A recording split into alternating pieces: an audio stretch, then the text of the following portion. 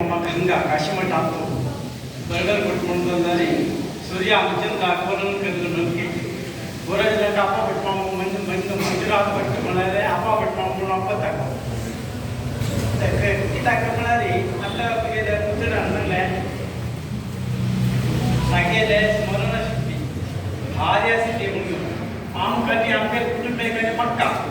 सलावडी ताके रोज सलावडी एक वेळी विचार रापरक शास्त्राचा प्रसिद्ध नाव रे लक्ष्मी संघ रापरक शास्त्र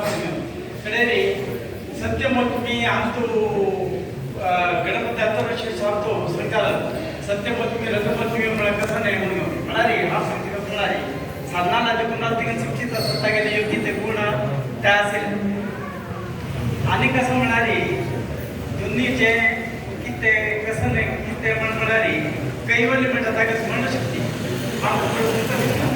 कैवल्य म्हणता तो एक पेट येतो हडणी सच्चिदानंद स्वामींना पाठ घेतल्यानंतर म्हणाले हॉटेल स्वामीनंतर त्यात त्या पेट्यात त्या असं त्यांच्या असेल तशी पुराता करत असू आणि आमचा पोर संत शिकतो अशी त्याकडे सगळे म्हणाले रामकृष्ण शास्त्र नाम म्हणून